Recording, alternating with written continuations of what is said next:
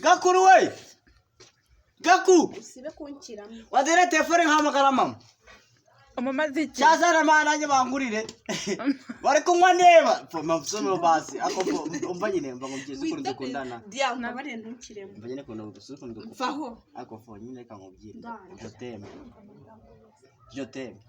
Aburetse. Je t'aime. Nimba ishaka ndagomba. Urabishaka si cyaka cyanyishe. Dana bamugere mama ngurire sha. Imana nawe yankubise agasho. Nisango yamaze ure tugura igihumbi. Mico. Ndaguhanya. Mico sheri. Ushaka basi umeme nawe uri. Mico. Mico. Ani ndari hamisa fulani mbari byombi. Mico. Waje nkaguha kuri ji. Wadere telefone agegeraho. Kaje mu isanduku mere byunzanira. Kwa munasi amani taravuda bifo mbabare matemo. Rakunda na urabizi. Mico. Yari matemo ratashu. Bamudangiye kwera. Basi zote. Vaho cyambi nyema. Yango mbije nyema. Basi zote. Ndaje. Kaza na mara. Nakoso nirago ndabishakaga. Fabri wanzane telefone. Uri kuvugana nande na Fabrice? Ruvuga n'umuhungu. Umuhungu buhungu. Ate n'agakobwa.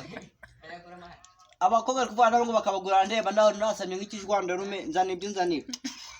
Uraretse gasura jana kimikambanye. Iyo si phone iri ku bibero byawo. Mico yayisagenda. Igora. Ko kagiye nagahaye shaka. Ako ari kumubya kurura wanze kumangu gito wanze kumangu munyigisha uramaku kuriji. Ngaye matsemo. Waraja kujya bajya mu kagoro kare mitimba. Bantu busome hano.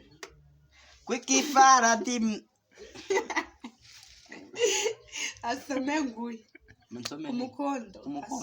Kumukondo wawe. Ngiye ikoko bigasoma. Kajugete nimwasi mbere igometse kumana. Nasomara umukondo.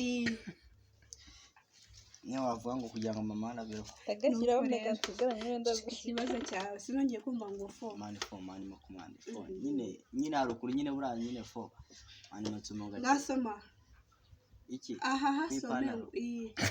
Ngo hebi. Ati ngasoma maho ngaho. Goforeka ngwere kumva. Munange baramutse banguriye. Kandi wambabaza Fabri manganda kanyenyeri agweta nka turubu. Nta kibazo ko najimwa ko nge nayo nkwa urumva n'abadego. Cyose nuko najya furinga shiduka no kubisurushi. Ayubiro. Omani wa mayo homa. Ari kujya nigi wana. Akaje ko turagasangira. Ari jina jura etambe. Ndahita